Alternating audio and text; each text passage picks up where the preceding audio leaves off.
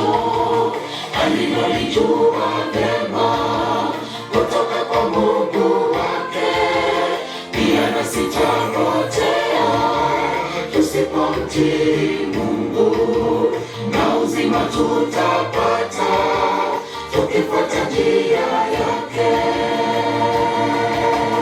Usiache njia ya Mungu, utafuta njia yako. Usifuate upotovu alivyofanya Kaini. Kwa Mungu kuna baraka, kwa Mungu kuna amani. Kadhalika mwisho wake utaupata. Kwa majina ni Pastor Patrick Ndongo Mungai, na kila wakati nikiwa Kabuko hapa ni nyumbani, sababu tulianza huko chini back in ilikuwa around 2016 huko nyuma. Imekuwa miaka mingi, na nashukuru Mungu sababu ya hii mahali, nashukuru Mungu sababu ya hii. Lakini zaidi nashukuru Mungu sababu ya kila moja wenu, each and every one of you wenye ambao mko hapa. Na kuna wakati nilishiriki huko Great Hope Church, that is in Githurai 45. Lakini kwenye tulikuwa tunashiriki ilikuwa mahali we used to meet there every Sabbath. Halafu Sunday, watu wa Sunday nao wanafanya nini? Wanaingia. Kwa hivyo tunashukuru sababu ya hapa. Sababu hapa itakuwa tu ni nyinyi peke yenu. Na sitamuuliza bibi yangu asimame awasalimie sababu alikuwa ashawasalimia. Kwa hivyo tutaingia tu kwa mafundisho ya leo, na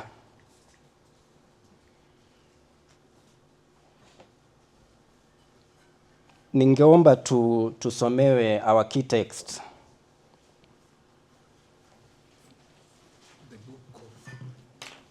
Luke 2:11.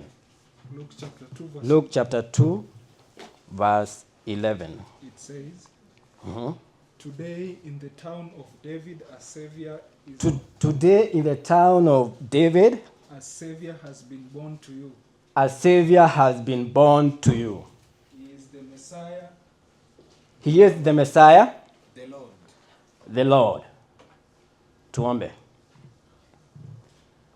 Our Heavenly Father, this morning we humbly bow down before your throne of grace and mercy, desiring to hear from you. Heavenly Father, it is our prayer this morning that I am weak, but I pray that your grace may be sufficient for me, that your power may be made perfect in my weakness, even as I stand before your people, that I may not speak my own words, but that I may speak words which are from you, that you may speak unto us and guide us through the power of your Holy Spirit. For this is our humble prayer, in Jesus' mighty name we pray. Amen. Bwana wa maisha yako, hatukiri tu ya kwamba yeye ni Mwokozi na Bwana, ila tunakiri yeye ni Mwokozi na Bwana wa kila sehemu ya maisha yetu. Bwana wa kila sehemu ya maisha yetu. Na kama Wakristo ni wajibu wetu, kwa upendo ambao tuko nao kwa Mungu wetu, tuonyeshe ya kwamba tunaamini katika utawala huo, ama tunaamini katika ubwana huo. Kwa hivyo tunafanya hivyo kwa kukiri Yesu ni Mwokozi na Bwana wa kila sehemu ya maisha yetu. Kwa kukiri kuwa Yesu ni Mwokozi na Bwana wa kila sehemu ya maisha yetu. Kwa hivyo, swali hili ni lako leo hii. Umemkubali Yesu awe Mwokozi na Bwana wa maisha yako? Sitaki unijibu, lakini jua kutoka leo, kesho, hivyo siku vile tunaendelea, ukue ukifikiria hili swali. Je, umemkubali Yesu awe Mwokozi na Bwana wa maisha yako?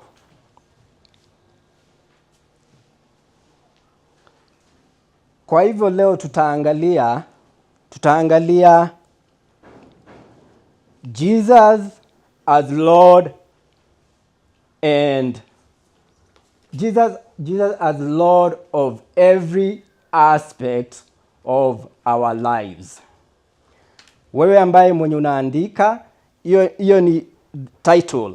Title ni Jesus as Lord of every aspect of our lives. Ama Yesu kama Bwana wa kila sehemu ya maisha yangu. Yesu kama Bwana wa kila sehemu ya maisha yangu.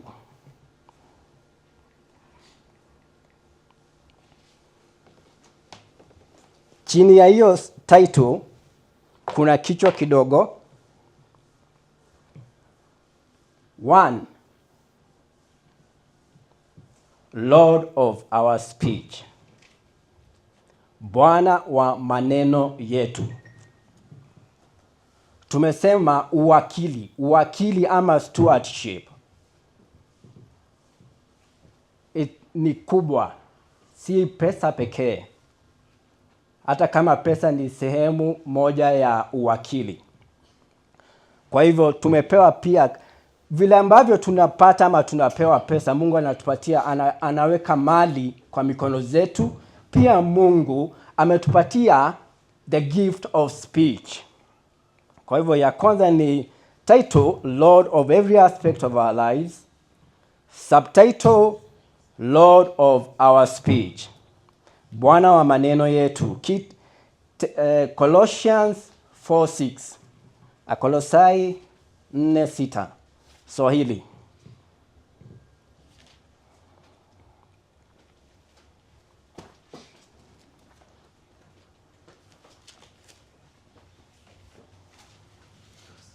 Ama English then Swahili, it's okay. Colossians 4:6. Uh-huh. It says, let your conversation be always full of grace. Let your conversations be full of grace. Seasoned with salt. So that you may know how to answer everyone. Yeah, verse 7. Okay, hapo. So let your conversations be full of grace. Swahili nasemaje? Swahili nasema, maneno yenu yawe na neema siku zote.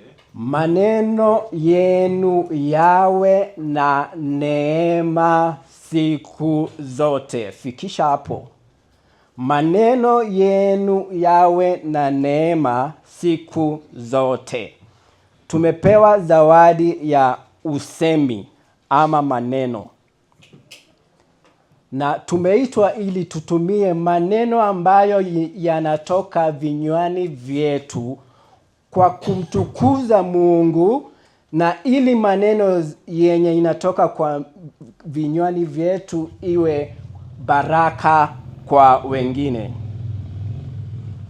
Na zawadi ya usemi ama maneno yenye inatoka vinywani vyetu inaweza kuwa ni laana kwa wengine ama inaweza kuwa ni baraka kwa wengine.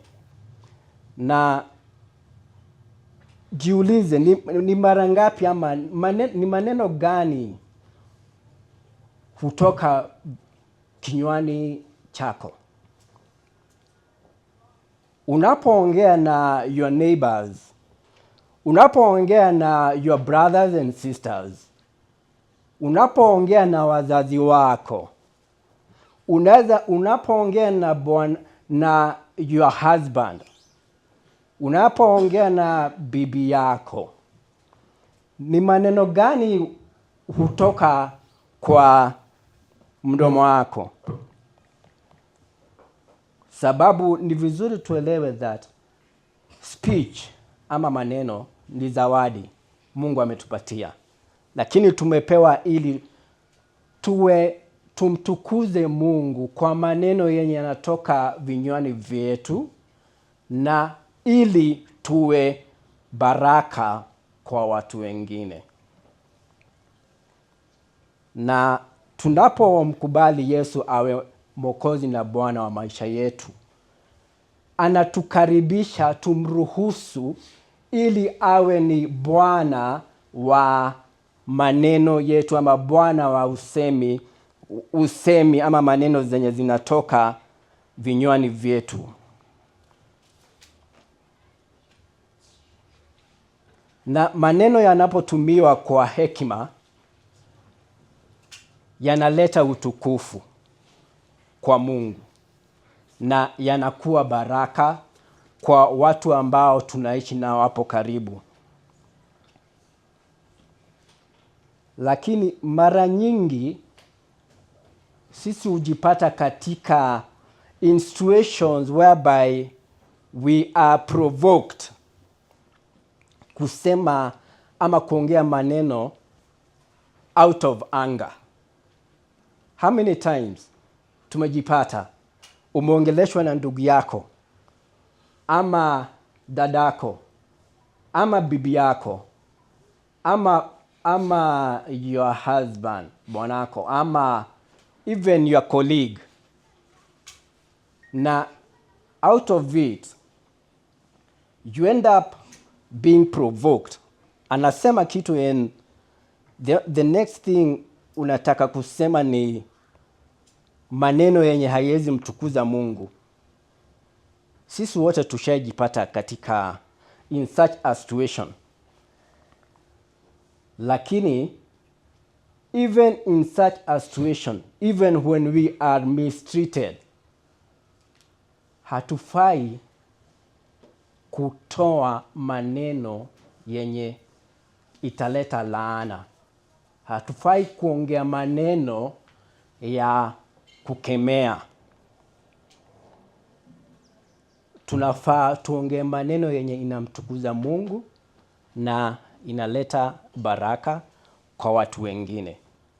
And that is, hata kama ukidhulumiwa, hata kama ukiongeleshwa vibaya, unafaa maneno zenye zinatoka kwa mdomo wako iwe ni maneno sio za kukemea, ni ziwe maneno za kumtukuza Mungu na kubariki, si kuleta laana. Kwa hivyo, kutoka leo na siku zenye zinakuja, kila mmoja wetu angalia sana, chunga sana maneno ambayo yanatoka kwa kinywa chako. Chunga sana. Kwa nini? Because there is power in the words that come out of our mouths. Kwa hivyo, hiyo ni one Lord of our speech. Ya pili, Lord of our relationships, stroke marriage, stroke family. Bwana wa mahusiano, stroke ndoa, stroke familia zetu. Familia ni zawadi. Tumesema kama vile Mungu atanibariki na pesa ama amenibariki na pesa. Pia familia ama ndoa ama relationships ni zawadi.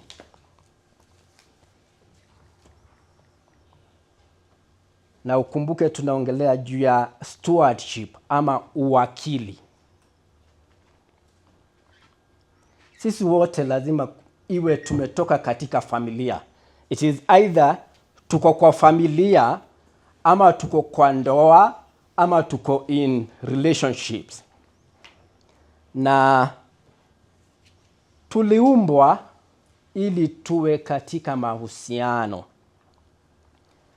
Pale katika shamba la Edeni, Mungu alipoumba mtu, alisema sio vyema huyo mtu aishi peke yake. Na tusomee Genesis chapter 2 verse 18. That is another subtitle of Lord of our relationships. Stroke marriage, stroke family. Ama Bwana wa mahusiano, stroke ndoa, stroke familia zetu. Genesis 2:18. Genesis 2:18 says, The Lord said, it is not good for the man to be alone. It is not good for the man to be alone. Swahili, Bwana Mungu akasema, si vyema huyo mtu awe peke yake. Huyo mtu awe peke yake. Nitamfanyia msaidizi wa kufanana naye. Nitamfanyia msaidizi wa kufanana naye. Enda kwa verse 21. Maka 24. Verse 21 nasema, Bwana Mungu akamletea Adamu usingizi mzito, naye akalala. Kisha akatoa ubavu wake mmoja, akafunika nyama mahali pake, na ule ubavu aliyoutua katika Adamu, Bwana Mungu akaufanya mwanamke akamletea kwa Adamu. Na hapo tunaona Mungu, the first relationship started in the Garden of Eden. That is Adam and Eve. Na tunapoangalia from that time until now, mambo yameharibika sana. Mahusiano ama uhusiano between relationships have gone sour.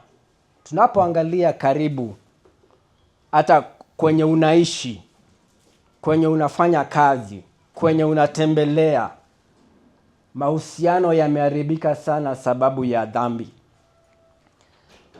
Kwa mfano, juzi wiki nimekuwa hapo Ngecha kwa chief.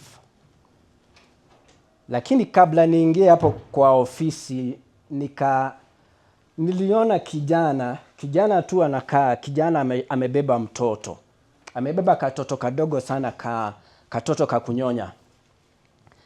Na nilipoingia ndani, chief akataja, huyo kijana ni babake ako katoto. Lakini bibi alikuwa amechoma katoto na maji kwa mkono hivi. Ukaangalia katoto kenye kanachomwa na maji, unahuzunika tu hata ni katoto kakunyonya. Ukiangalia baba pia unahuzunika juu ni kijana mdogo. Kwa hiyo najaribu kusema nini? tangu the Garden of Eden, the first relationship, mahusiano yameharibika sana, na ni sababu ya dhambi. Lakini tunafaa tuelewe ya kwamba the relationships we have, one, hatuwezi epuka relationships. Tuliumbwa ili tukue na mahusiano, hatuwezi epuka hiyo. Lakini swali kubwa ni, how do we handle our relationships? Whether I am in marriage, whether I'm yet to marry but niko kwa familia, uhusiano wangu na my brothers and my sisters ukoaje?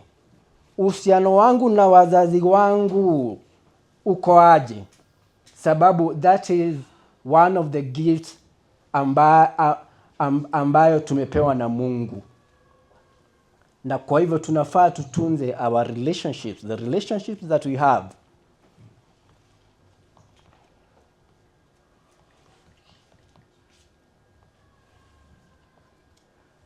Na tumeona ama tunapoangalia na tumetaja relationships, kila mahali kumeharibika. They have gone sour sababu ya dhambi. Lakini hata hivyo, God loves us and cares about our relationships. Mungu anatupenda na anajali juu ya relationships that we have. And so, if you are not serious, kama wewe huko serious in that relationship that you have, between your brother and your sister, between you and your parents, between you and your wife or your husband, jua ya kwamba God is very serious with your relationships. So the question is, ama swali ni, unatunza your relationships that you have?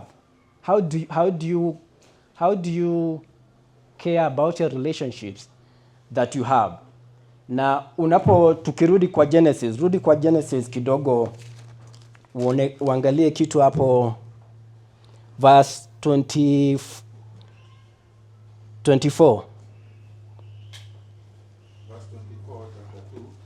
Verse 24 chapter 2.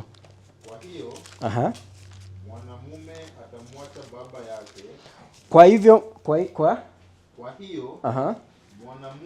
mwanamume atamwacha baba yake na mama yake. Atamwacha baba yake na mama yake. Naye ataambatana na mkewe. Nao watakuwa mwili mmoja. Nao watakuwa nini? Mwili mmoja. Ruka enda kwa Ephesians chapter 5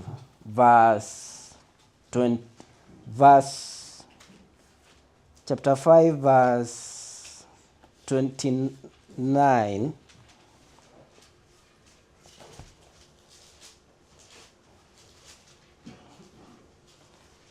Verse 31. Ephesians 5 verse 31. Efeso 5:31. Kwa sababu hiyo mtu atamwacha baba yake na mama yake. Ataambatana na mkewe. Na hao wawili watakuwa mwili mmoja. Jiulize kwa nini Genesis 2:24 unaipata kwa Ephesians 5 verse 31. The same verse, exactly the same way it is. Kwa nini? Sababu kitu ya kwanza, the book of Ephesians, it is about salvation. Uifuata vizuri kitabu cha Efeso, it is about salvation. Hivyo ni kusema nini? Hivyo ni kusema Mungu anajali about the relationships that we have. God is serious about the relationships that we have. Na Mungu anataka kutuokoa mimi na bibi yangu, ama mimi na bwanangu na watoto wetu. Huo ndo mpango wa Mungu, kutuokoa kama familia. Lakini swali ni, tunatunza aje mahusiano yenye tuko nayo? Tunatunzaje the relationships that we have? Because the relationships that we have, it is a gift. Lord of our relationships, Bwana wa mahusiano yetu, Lord of my relationship. Ni vizuri kutoka leo uache Yesu awe Bwana na Bwana wa uhusiano ama mahusiano yako. Because sababu if you do not care, or rather if you are not aware, huo mfano nimekuambia, nilienda nikaomba, unakuonyesha God cares. Mungu anajali about your relationships. He cares the way you behave kwako nyumbani. He cares the way unaongelesha wenye ambao uko in relationships with. He is concerned. Anasikiza, yuko hapo anasikiza. Anaona vile unaongea, vile unatamka. The Lord of my speech, the Lord of my relationships.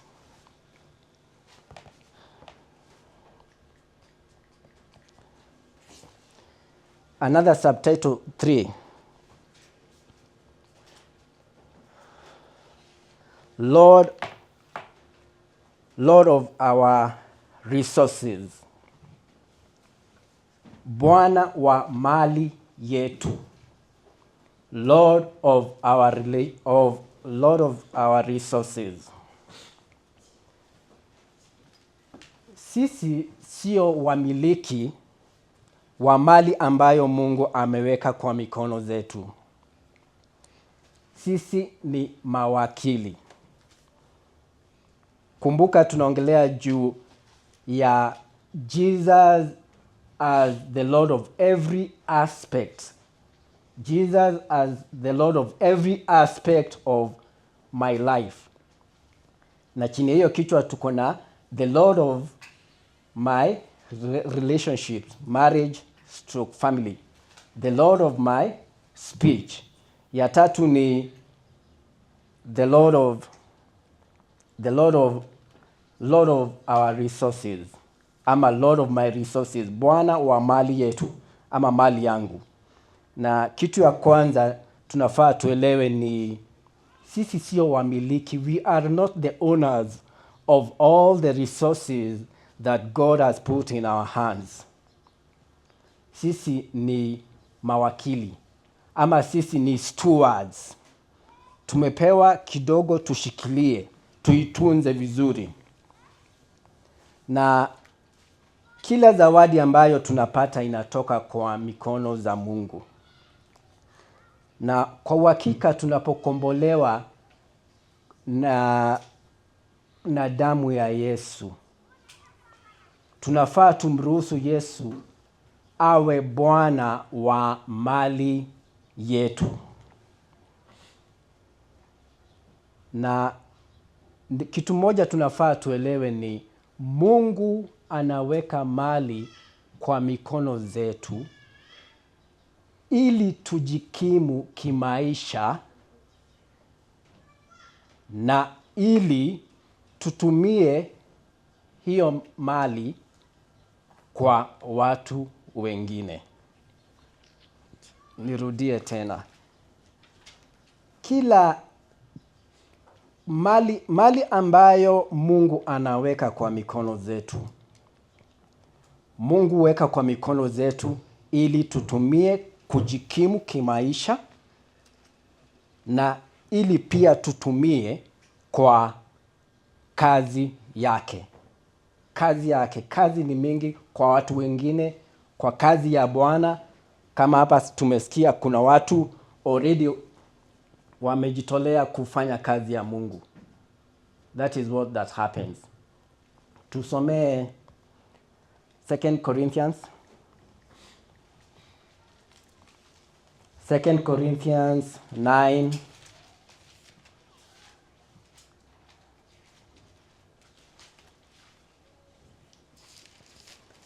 Lord of 2 Corinthians 9, 10 to 11, or from 10, kutoka hapo 10. Tunaongea juu ya Lord of my resources, Bwana wa mali yangu. Nasema, na yeye ampaye mbegu, na yeye ampaye mbegu, mwenye kupanda, na mkate uwe chakula, na mkate uwe chakula, atawapa mbegu za kupanda, atawapa mbegu za kupanda na kuzidisha, naye atayaongeza mazao ya haki yenu. Naye ataongeza mazao ya haki yenu. Endelea. 11. Mkitajirishwa katika vitu vyote. Hapo ndio tunataka. Mkitajirishwa katika vitu vyote, mpate kuwa na ukarimu wote. Mpate kuwa na ukarimu wote. Umpatiao Mungu shukrani kwa kazi yenu.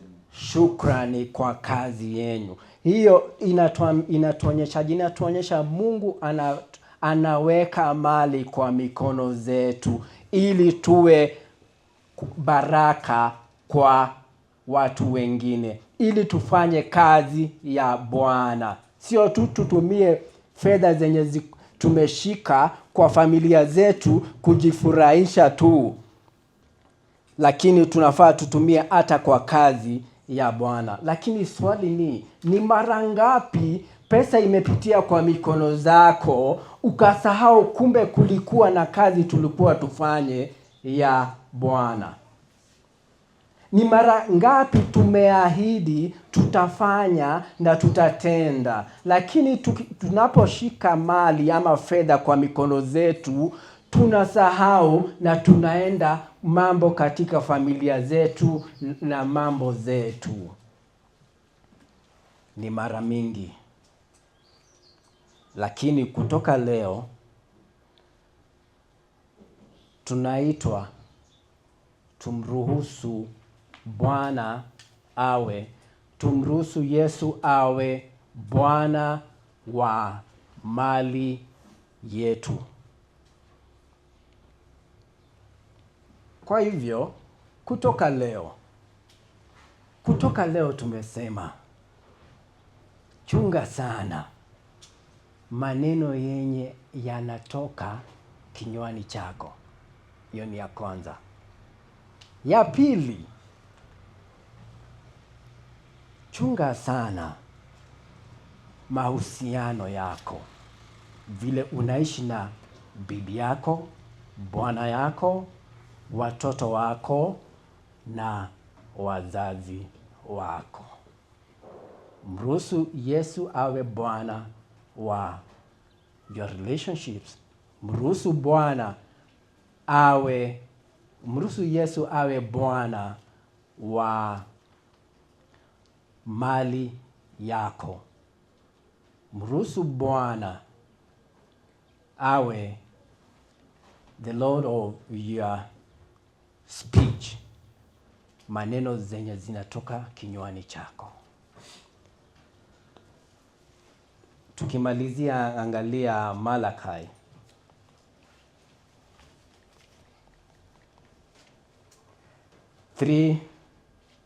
Malachi 3:6-10.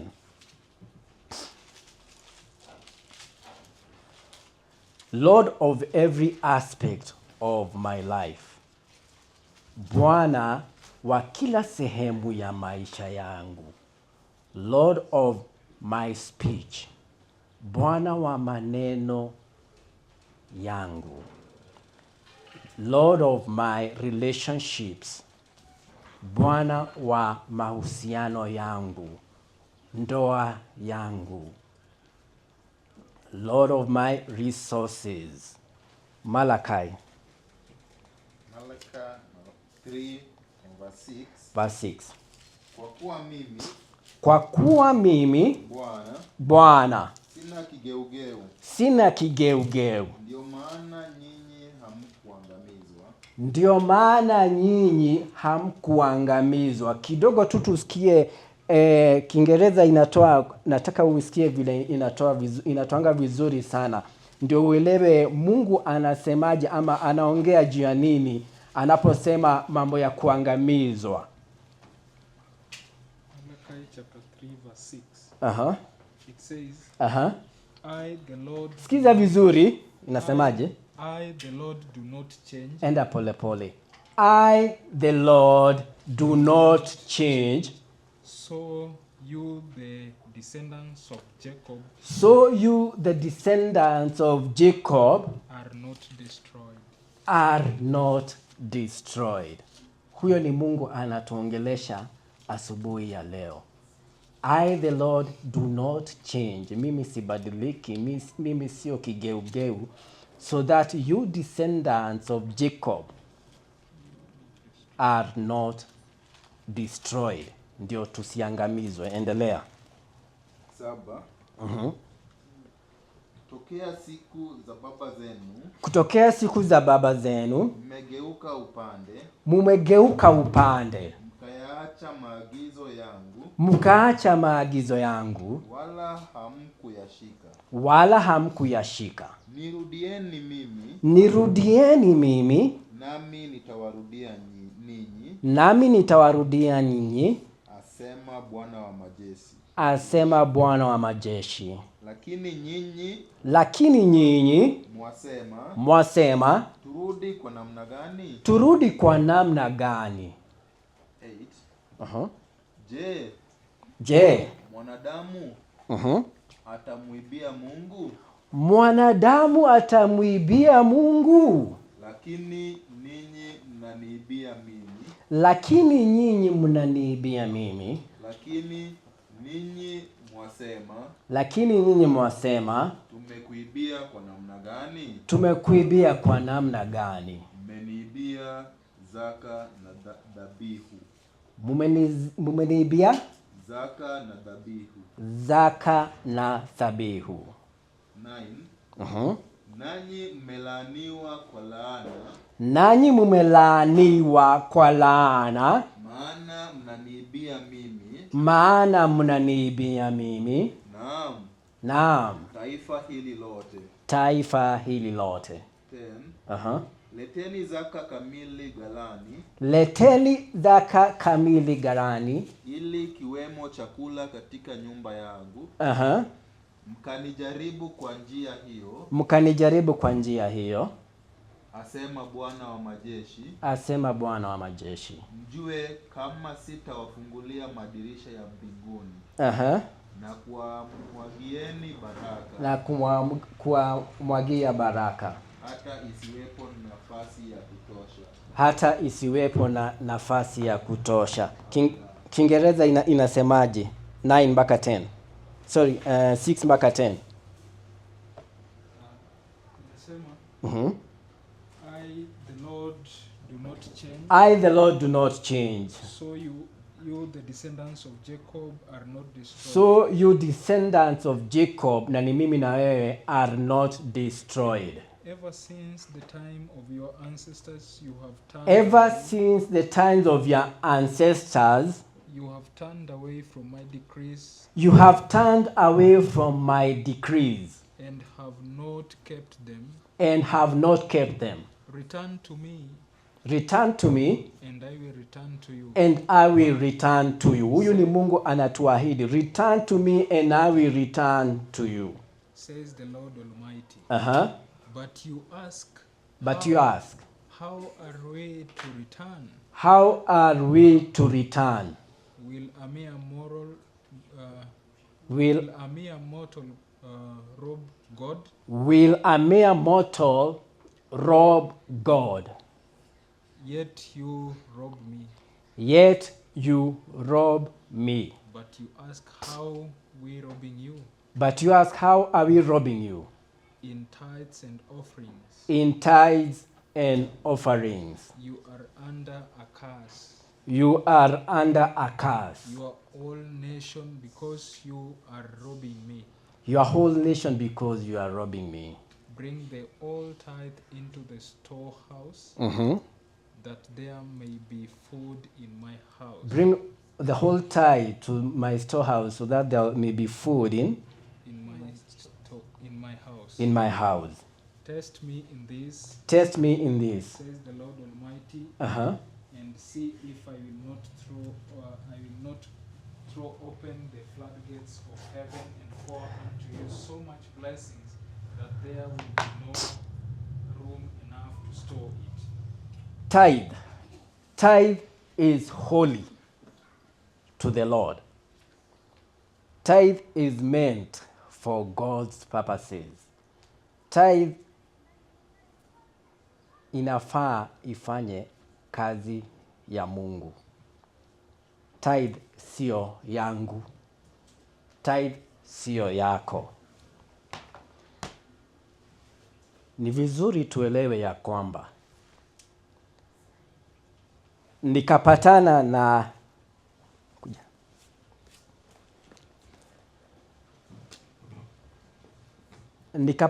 na dada yangu anipatie 100. Nipatie 100. Nipatie 100.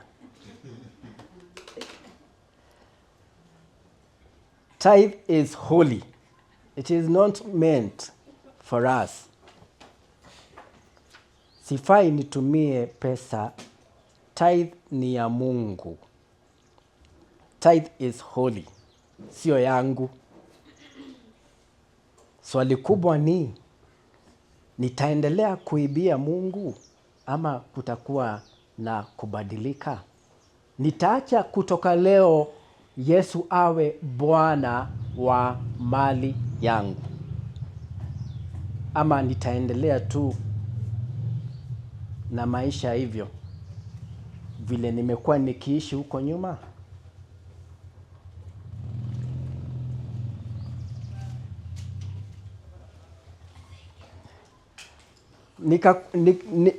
Nikawa niko huko nje, nimetembea huko nje, shughuli zangu nimefanya, nipatane na dada yangu anipatie 100, na hata amenipatia 115, ameniongezea. Pesa yoyote yenye napewa, pesa yoyote yenye Mungu anaweka kwa mikono zangu, sikuwa nayo, ni Mungu ameweka kwa mikono zangu. Nafaa niende nipige hesabu. Nipige hesabu 10%. Amenipatia 115. Kwa hivyo, kwa hii pesa yenye dadangu amenipatia, nafaa nitoe tithe ya 11.5 ama ya 12 bob. Nirudie tena, ndio tusikosee ama tusiendelee kukosea na ikawa ni shida kwetu na familia zetu. Dadangu nimepatana na yeye, amenipatia 115. Nafaa nikifika nyumbani nipige hesabu ya tithe. Kumaanisha kwa hii pesa 11.5 ama nikitaka 12 bob sio yangu. It does not matter kama sijalipa rent. It does not matter kama mtoto wangu hajaenda shule. It doesn't matter kama hakuna chakula kwa nyumba yangu. Kwa nini? Sababu Mungu ametuambia vizuri pale. Test me. Ametuambiaje? Test me in this, says the Lord Almighty. And see if I will not throw open the floodgates of heaven. And see if I will not throw open the floodgates of heaven. And pour out so much blessings that there will be no... And pour out so much blessings. Kwa hivyo, nikapata hii 115. na nitoe tithe na labda kwa boma hakuna chakula. That is what we call living faith. Imani kwa Mungu. Mungu ndiye ameweka ile 115 kwa mikono zangu. Kwa hivyo, the first things first, unafaa utoe tithe. Hiyo inamaanishaje? Hiyo inamaanisha hii 115 nikiitumia niikule, nitakuwa nimefanya chenye Mungu anaongelelea hapo. Nitakuwa nimeanguka hesabu. Na laana itakuwa ikinifuata. Wewe utaona lakini itakufuata. It doesn't matter whether I am married or not. Are you married? And you? Pesa yoyote kama ingekuwa yeye apate hii 115, anafaa akifika nyumbani afanye hesabu ya tithe, aweke tithe kando, sababu tithe is holy to the Lord. Tithe is meant for God's purposes. Hiyo 12 bob ama 11.5 si yake, ni ya Mungu. Kwa hivyo swali ni, mimi kama Patrick nitaendelea kutumia tithe ama kutumia pesa ya Mungu? Nitaendelea kumuibia Mungu? That is the big question. Na ndio maana tukianza nikakuuliza na nikakwambia usinijibu. Umemkubali Yesu awe Bwana, awe Mwokozi na Bwana wa kila sehemu ya maisha yako? Ndio tukianza nikakuuliza hivyo. Siku moja nilipokuwa na bibi yangu, nikaambia bibi yangu, nikamwambia atengeneze budget ya boma. Tulikuwa tumeishi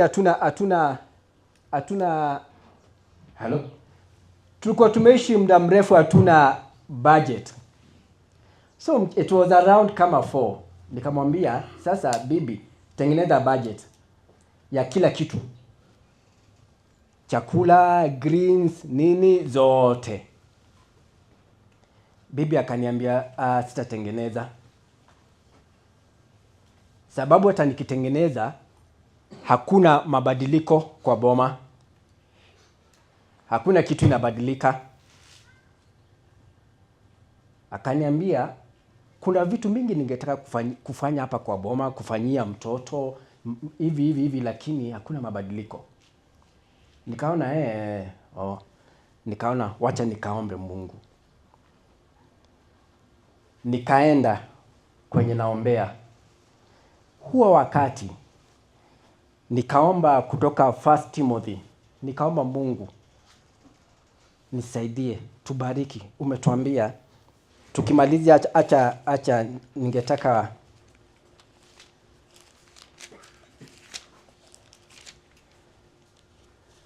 niliomba na 1 Timothy 6.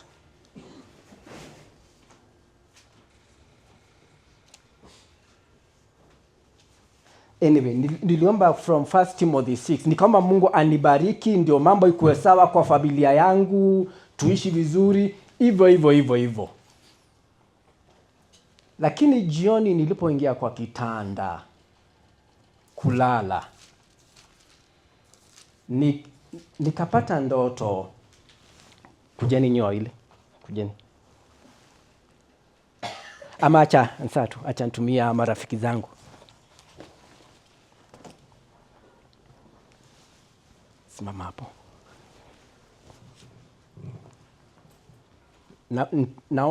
Na kuomba unifuate vizuri sana.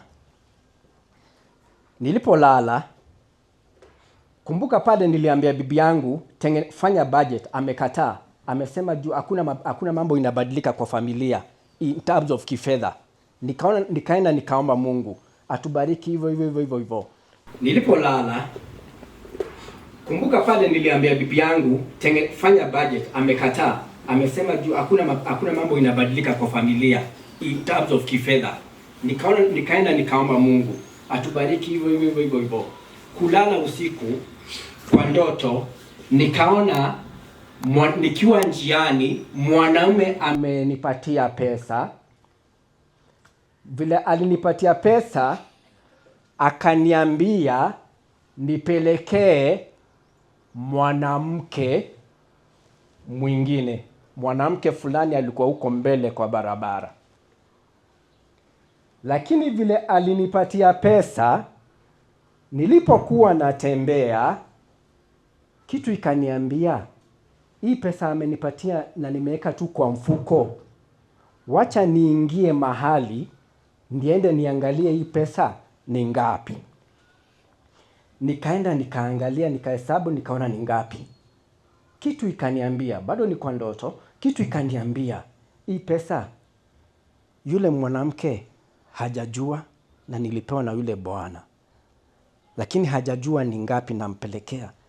Labda nikigawa kidogo, labda hatajua. Na nikagawa kidogo. Lakini the funny thing, vile nilikuwa natafuta mahali ya kuingia kugawa, nilikuwa naingia kwa chemist. Nikitafuta mahali kuingia, nihesabu, naingia kwa chemist. Natafuta mahali naingia kwa chemist.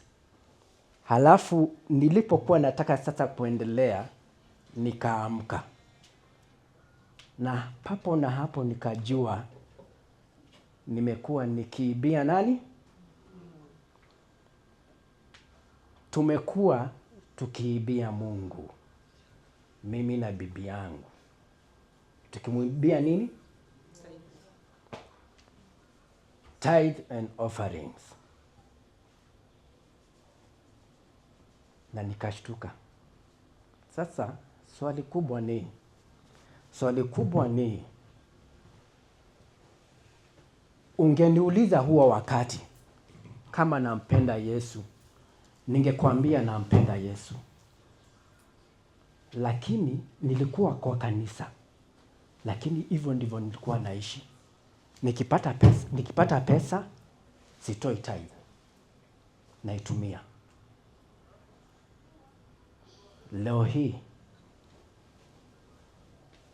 Mungu anatuita. Tunaitwa tumkubali Yesu awe Bwana wa maneno yetu. Leo hii tunaitwa tumkubali Yesu awe Bwana wa mahusiano yetu, ndoa zetu, familia zetu. Leo hii tunaitwa tumkubali Yesu awe Bwana wa mali yetu. Hivi karibuni Yesu atakuwa akirudi katika dunia hii. Lakini atakuwa akirudi kama mfalme wa wafalme na Bwana wa mabwana. Sijui kama kuna mtu hapa anasema kama mimi, huenda huko nyuma nimekosea katika matamshi yangu. Huenda huko nyuma nimekosea katika mahusiano yangu. Huenda huko nyuma nimekosea katika mali ambayo Mungu ameweka kwa mikono zangu. Leo nimejua kila fedha yenye inapita kwa mikono zangu nafaa nitoe tithe. Kama kuna mtu kama huyo, kama mimi, ambaye amekosea huko nyuma, ametereza, labda kwa maneno, labda kwa uhusiano, labda kwa kifedha, Kama kuna mtu kama huyo, ni ombi langu apige hatua, tuombe pamoja.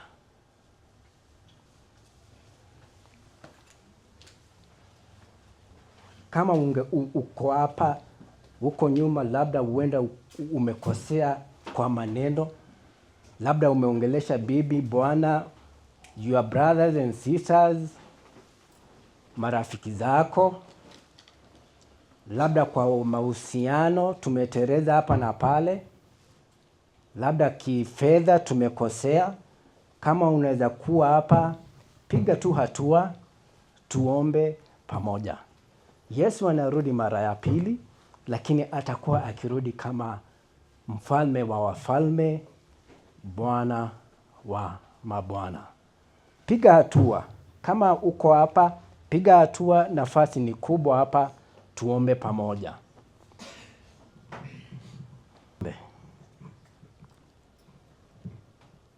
Our Heavenly Father,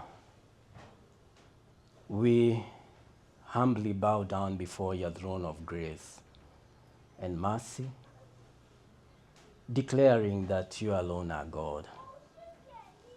You are King of kings and Lord of lords. You are the Lord God Almighty. You are from eternity to eternity. We thank you for you are a merciful God. You are a loving God. You are a caring God. We thank you for you have spoken in your word telling us that you have good plans for us. Plans to prosper us and not to harm us, to give us hope and future. Our Heavenly Father, may your name be exalted forever and ever throughout all generations. We humbly bow down before your throne of grace and mercy, praising your holy name for everything that you have done for us in Christ Jesus. We thank you for salvation is found in no one else, for there is no other name under heaven given to men by which we must be saved, and that name is Jesus. We thank you that through Christ Jesus you have given unto us the most precious gift of eternal life. We thank you for you loved us even while we were still sinners, that you gave your one and only Son to die on the cross, that we may receive eternal life. Praise be unto your holy name. Our Heavenly Father, we humbly bow down before your throne of grace and mercy this afternoon. You have promised us in your word that if my people who are called by my name will humble themselves and pray and seek my face and turn away from their wicked ways, then will I hear from heaven and will forgive their sins and will heal their land. Our Heavenly Father, we humbly bow down before your throne of grace and mercy, seeking your face, repenting all our sins. We have sinned against you, our Heavenly Father. We have sinned against you even in our speech, even in the words that have come out of our mouths, even in the past. Our Heavenly Father, we have spoken harsh words to our brothers and sisters. We have spoken harsh words even to our colleagues. We have spoken harsh words even to our parents. We have spoken harsh words even to our neighbors. Heavenly Father, we pray that you may forgive us all our sins. Even we have sinned against you in the relationships that we have. We have been unkind to our husbands, to our wives, to our parents, to our brothers and sisters. We ask that you may forgive us all our sins. Our Heavenly Father, We have sinned against you even in the area of finances. You have told us in your word that we may always be faithful, that we may faithfully tithe. But in the past, you have put finances in our hands, and instead of calculating and working out your tithe, we have used all the finances to do our own things. Heavenly Father, we have gone against your will that is written in your word.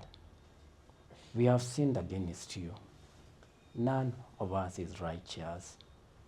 But Abba Father, we humbly bow down before your throne of grace and mercy, praying that you may forgive us all our sins, that you may have mercy on us, for you are merciful, you are gracious and compassionate God, that you may cleanse us and wash us through the blood of Jesus Christ that was shed on Calvary, from all unrighteousness and from all sin.